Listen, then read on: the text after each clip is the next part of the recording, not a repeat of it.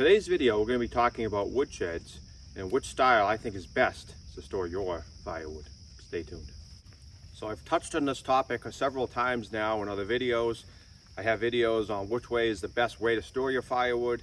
I have videos on open stacks versus IBC containers versus wood sheds. And ultimately, if you watch those videos, you'll find that my preferred method of storing my firewood is wood sheds. I'm not going to get into all those reasons again in today's video. Today's video is going to be what style of woodshed is the best. What I mean by style is the shape of the woodshed. Because I think there's really two main styles of woodsheds that you could build. You could build more of a box structure and have a lot of rows of firewood, or you could have a longer, skinnier woodshed like I have here, and which is the preferred style, and I'm going to get into why right now. So the first advantage that we're going to talk about with a long, skinny woodshed is going to be the amount of wood you can access at one time. This woodshed behind me holds 8 full cords of wood, and I can access 32 feet of wood at one time.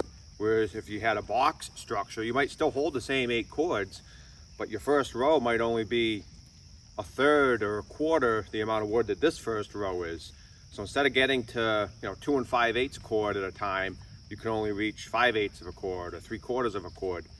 So you might want to get to the wood in the back of the woodshed for whatever reason. Maybe it's more seasoned, maybe it's a certain species you want, or something about it. Maybe you deliver wood to customers and you want to have a certain type of wood.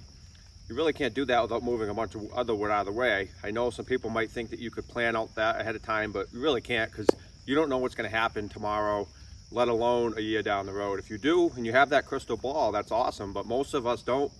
Things pop up in life and you really get taken by surprise. So all of a sudden you need to get to that back wood and you got to move 7 rows of wood to get to it. Whereas mine, even if I had to get to the back row, there's only 2 other rows in front of it.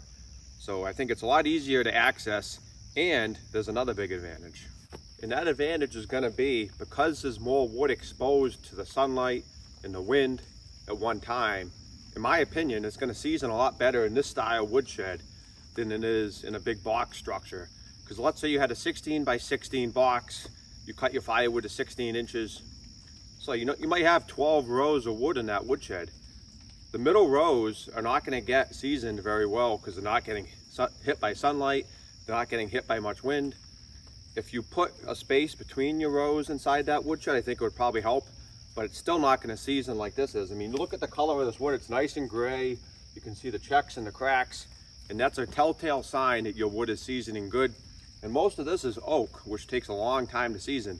So I think having it in this style woodshed seasons a lot quicker than it would in a box structure, which has got to be another big advantage to having this style woodshed. So I think another big advantage has got to be that they're easier to build by yourself. Now let me explain what I mean. This woodshed, even though it's 32 feet long, the front to back distance is not very big, and you have a short span. And what that means is smaller lumber. These roof rafters don't have to be huge, 16-foot long 2x10s or 2x12s in order to span that without having sags and be able to hold the snow loads in your area if you live in a northern climate like I do here in New England. So I can use much smaller lumber, which A, is easier to build. It's a lot easier to put up an 8-foot 2x6, let's say, for a roof rafter than it is to put up a 16-foot 2x10 or a 2x12. So it's easier in your body, it's easier to put up, and it's also cheaper because the lumber costs a lot less the smaller it is.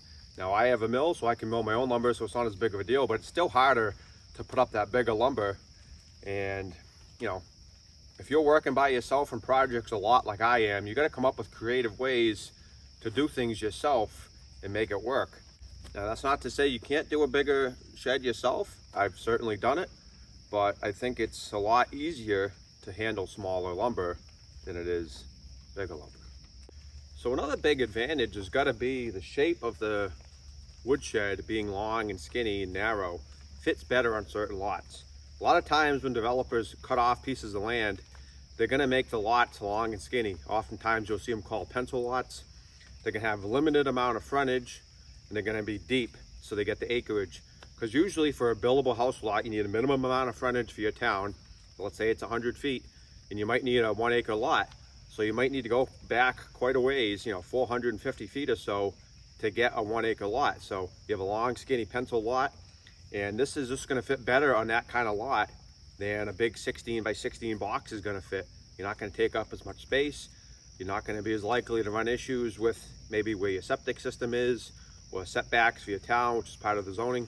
Now this is going to vary state to state, so if you're watching and you live in a different state than me, your rules are going to be different. But here in Massachusetts, you have to follow zoning for your town. That means setbacks, which is a certain distance your building has to be off the property line, front, side, and rear. They're all going to be different. So you might have a 10-foot side yard setback. That means you can't build anything within the first 10 feet of your sideline of your property. Whether or not you think that's stupid is really irrelevant, but that's what the law is here in Mass. And again, every state is different. And if you want to follow the rules, you should check with your town, your township, city, whatever, and see what they are. But the point is, certain size lots are going to accommodate a narrow, shorter structure better than a big, wide box.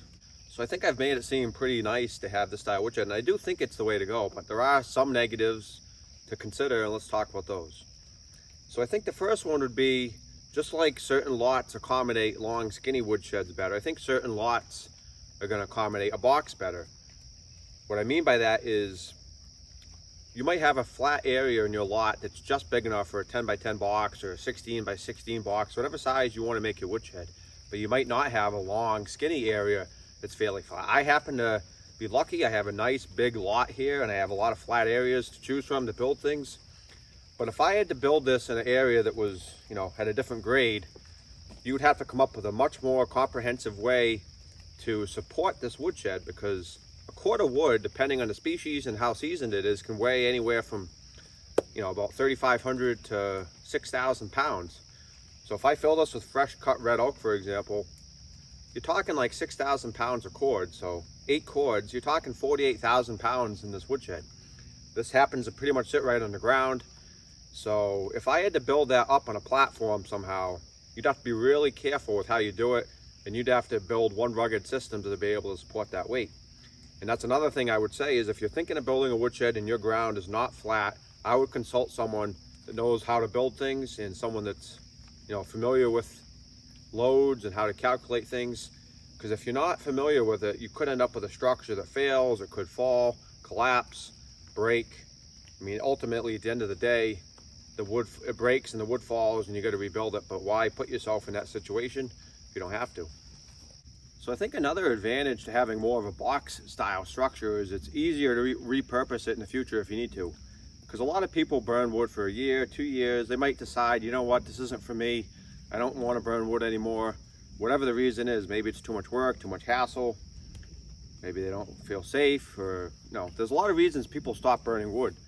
But if you burn wood for a couple years and then you decide to stop and you already built a woodshed like this, it's kind of a weird shaped building. It's hard to reuse it for something else and repurpose it for another use. Whereas a box structure, you could easily turn it into a shed, or maybe a miniature garage, or a pool house. There's a lot of different things you could do with a building, so you don't have this building that now is useless. Whereas a box structure, you could easily repurpose that into a lot of different things should you ever decide to stop burning wood.